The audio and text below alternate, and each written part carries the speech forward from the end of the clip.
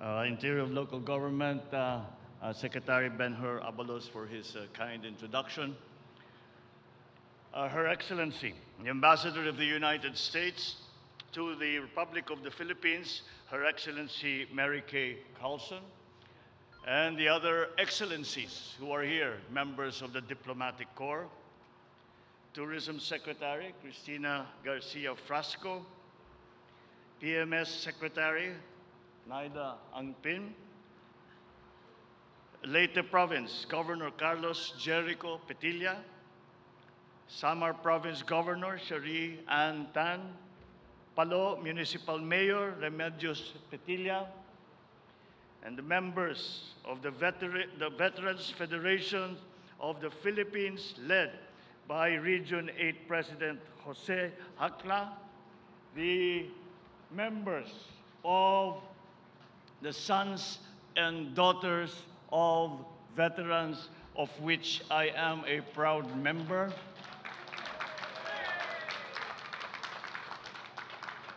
my fellow workers in government, ladies and gentlemen, distinguished guests, good morning. It is an honor to be here with you to celebrate this commemoration of the Leyte Gulf landings. I thank the provincial government of Leyte for organizing the commemoration of this important and historic event. This event that shaped the destiny of our nation and the entire world in our pursuit for independence.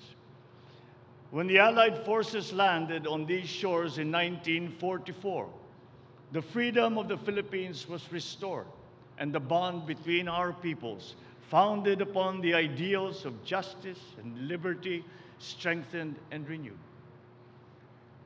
Changing circumstances have tested this bond in the past, yet they hold and hold strong to this day.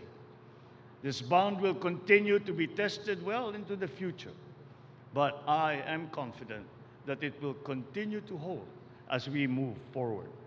Because a fellowship like ours, forged in the fires of war and sealed with the blood and sweat of our patriots and veterans, will forever bind our people's destinies and futures together. We commemorate this event, but let us remember the courage and heroism demonstrated by our war veterans, fellow Filipinos, allied forces, and for that matter, even the Japanese forces, who offered their lives in a quest to attain peace and freedom that we now enjoy. They who have fought and died in and for this land will have their names forever etched in the pages of history.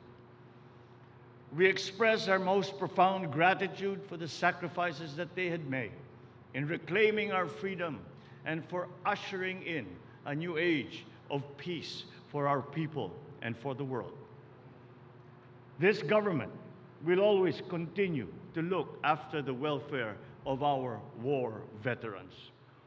For as we commemorate on this hallowed ground, sanctified by the blood, the life, and the sacrifices of our brave veterans, we cannot allow our memories to lapse. We must always remember that this was the best of Filipinos. We can never truly repay the price they paid for their gifts of peace and freedom, but we can honor their heroism and their memory by continuing the great work that they had begun. For when they arrived here, they did not only bring the resolve to pursue the war to its bitter end, but they also carried with them the hopes and dreams of an entire generation for a more peaceful and harmonious world. The seeds of peace and solidarity that have been planted during that time have blossomed to nurture deep, abiding, and fruitful friendships that we now share with one another. It is truly heartwarming to see the tides turning for the better since that fateful day, with foes becoming friends and friends even becoming closer, all striving to attain peace and harmony in the global community. It is with gladness to see that no matter how our differences had once divided us, we are now all together in partnership, working for a better world that is living in accord, understanding, and respect. Carrying on the legacy of the great work of our forebears, let us continue moving forward by building a future where our relationships are defined not by our circumstances, which are fleeting, nor by our differences, which must be set aside. Rather, let our relationships be defined by our shared values and ideals, which are stronger and endure.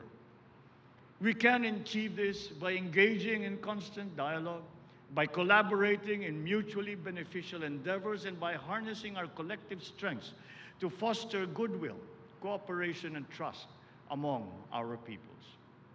With such shared aspirations for a more harmonious and more interconnected community of nations, let us build the future that we will be proud to bequeath to succeeding generations.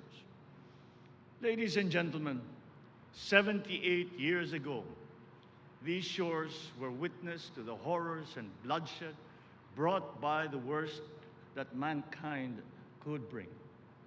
Now we revisit these sands and wash them anew with the goodness that we know we are all capable of. As your president, you must be assured that this administration will always advocate for peace and for unity. Domestically, we will strengthen our peace-building efforts, especially in conflict-affected areas. Externally, we will continue to pursue the enhancement of our relation with all our neighbors towards ensuring security, addressing global issues, and facilitating now the post-pandemic growth, addressing climate change, and all the existential challenges that our country faces. Moreover, we will continue to support initiatives that will not only preserve our historical and cultural sites, but will also deepen the Filipino people's sense of national identity and foster a peaceful and inclusive Philippines. This event that we commemorate today should remind us of the human and economic cost of war, and therefore it is important that we keep the peace and its role as an enabler of economic growth and development and a quality of life for all our people. Each of us will have to play a part in achieving this noble endeavor. And if the Second World War has taught us certain things, one of them is that we can achieve great feats and avoid even greater suffering if only we open our hearts and minds to listen and to talk so that we can cooperate with each other for the welfare of all.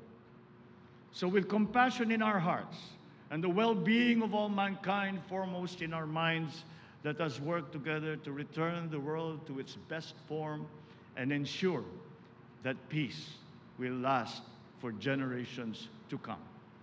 Thank you, and mabuhay po tayong lahat.